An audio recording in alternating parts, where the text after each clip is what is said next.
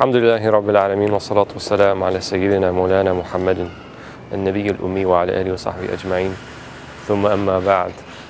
The Prophet ﷺ, part of his enduring legacy is that he came with the most upright character, and the Quran confirms this in one of its ayahs where it says وَإِنَّكَ لَعَلَى خُلُقٍ عَظِيمٍ, and you are of a great character.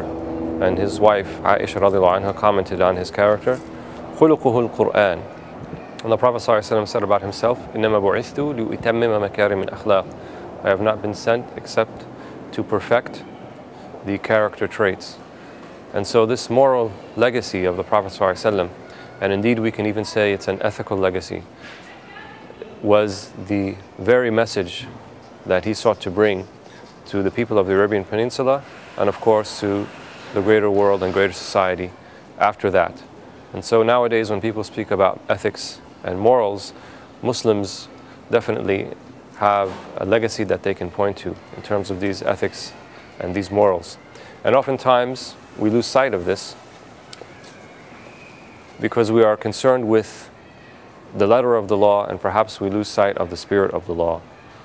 And these ethics and these moral character traits deal more with the spirit of the law. And in traditional learning and traditional knowledge, the study of these moral and ethical character traits is known as ilm al-tasawwuf, or Sufism, which is often misconstrued to mean a so-called mystical sect or mystical aspect of Islam, when in reality it's the science or the Islamic discipline by which we seek to learn more about these ethical character traits, this moral excellence, and how we as Muslims can embody it within ourselves, as opposed to fiqh or law, which is more concerned with the actions and sayings of Muslims, what falls under halal or what falls under haram, what is forbidden or what is permissible or what is obligatory or what is reprehensible or what is recommended.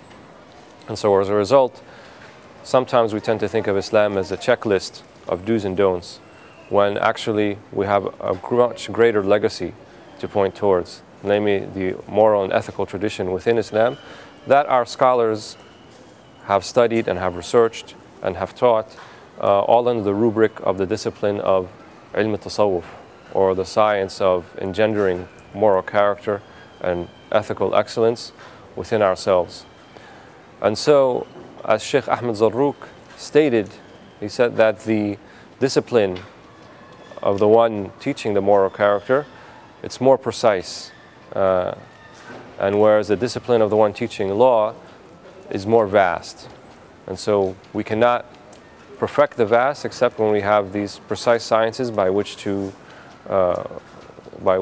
bring them into our own reality.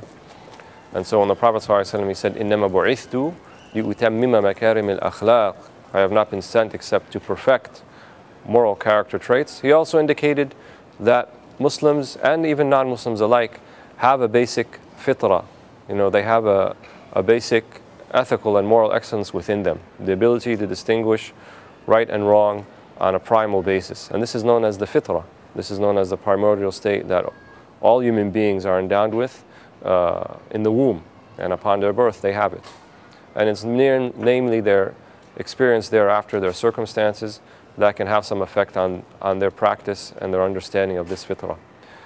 But nonetheless, we are enjoined to perfect these moral character traits.